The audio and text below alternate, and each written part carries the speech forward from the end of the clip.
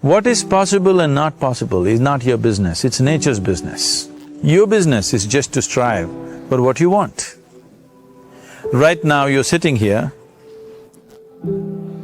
if I ask you two simple questions, I want you to just look at this and answer this.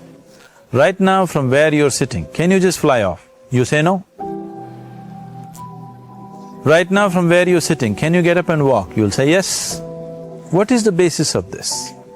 Why you say no to flying and yes to walking?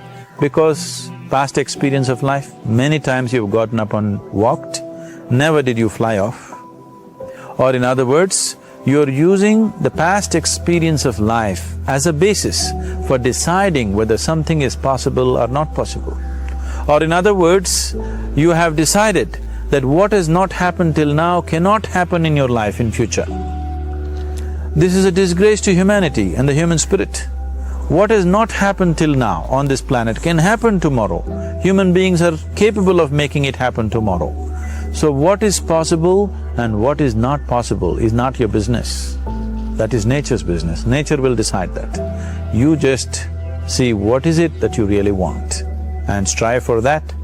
And if your thought is created in a powerful way, without any negativity, without any negative thoughts bringing down the intensity of the thought process, the first and foremost thing is you must be clear what is it that you really want.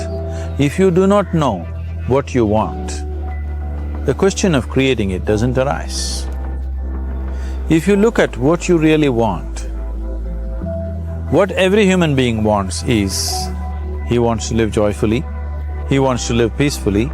In terms of its relationships, he wants it to be loving and affectionate. Or in other words, all that any human being is seeking for is pleasantness within himself, pleasantness around him. This pleasantness, if it happens in our body, we call this health and pleasure.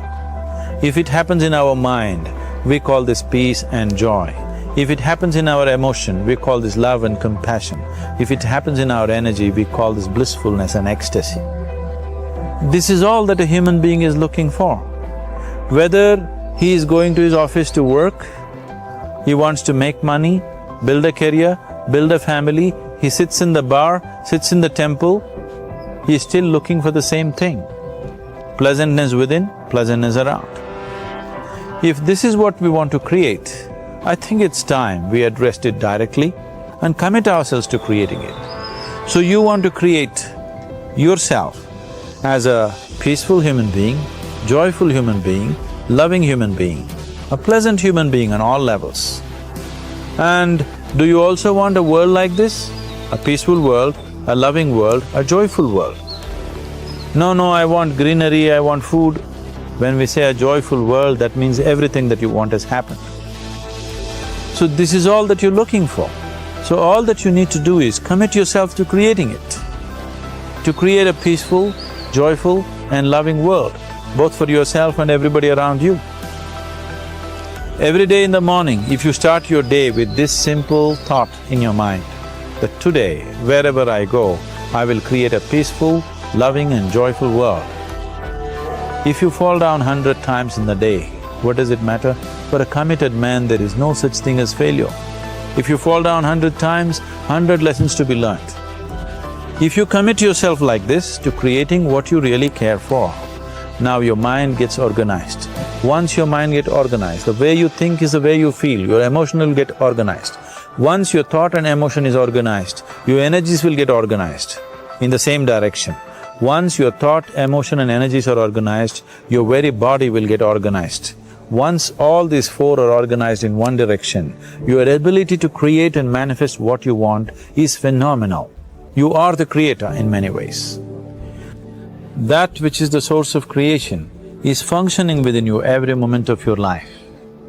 It is just that, have you kept access to that dimension or not?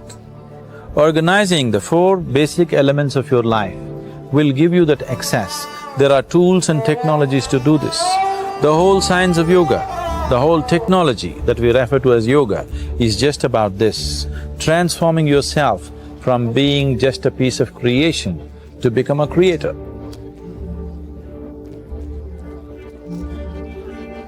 It is my wish and my blessing that every human being in this world should have this access to the source of creation within himself, so that he can function here as a creator, not just as a piece of creation.